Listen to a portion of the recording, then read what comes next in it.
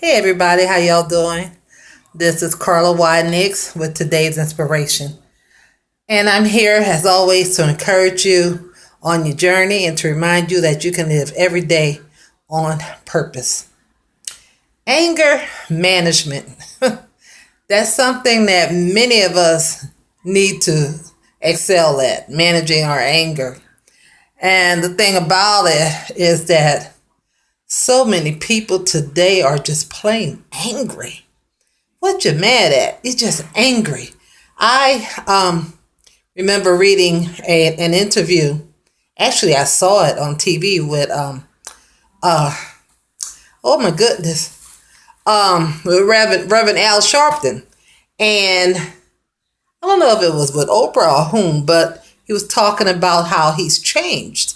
He's lost a lot of weight, and just his whole attitude. He said, with things have changed, and he was saying that in his younger days, being a young preacher and activist and all of that he was just angry, and he was angry because it stemmed from his own childhood and what happened as he was growing up. But he was angry. It left him angry. And he said he was mad. He said he would wake up mad. And if you ask him, what you mad about? I don't know. I'm just mad. I woke up. I'm mad. And he would use that anger, though. And you saw how he was, although he was effective. But he did come across always as hostile. And now he's a kinder, gentler Al Sharpton. He's still being an activist and an advocate for people, but he's much more gentler. That's how it is with so many. I work with young people, and many of them have some severe anger issues. And it's in many ways justified and it's understandable, but it really is a shame because they represent what's out there in society. And they're the next generation that's coming up that's going to be running this country, and they're angry. And maybe that's because my generation is angry. There's the angry woman, the angry man. People are just outright angry. So what do we do? I think number one, we need to recognize that we are angry, and then define our anger, find out why we're angry. And then above all, and next, is to learn to manage it. Learn how to function. Learn how to use what it is that's driving you.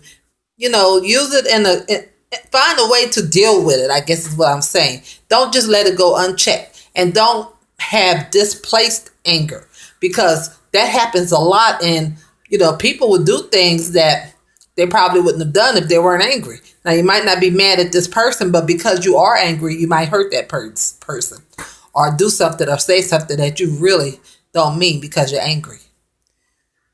The biggest thing now, as Christians, we have an advantage. Yes, learn how to manage, get counseling if you need it, whatever you need, learn how to deal with it, but also we need to learn how to let it go. Give it to God and let it go. Put it in his hands, let it go. Ask him to control you and to allow you not to let that anger to control you. Because guess where it's coming from? It certainly isn't coming from God. Satan wants you angry. If he have you angry, he can have you to do anything he wants you to do.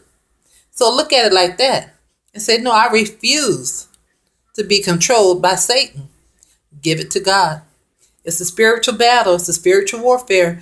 And, don't be so hard on yourself if you have these issues, but learn to deal with them. Find help. Cry out for help, but don't lash out and use it the wrong way. Give it to God. Okay? God bless you. Have a great day. This is Carla Nix with today's inspiration.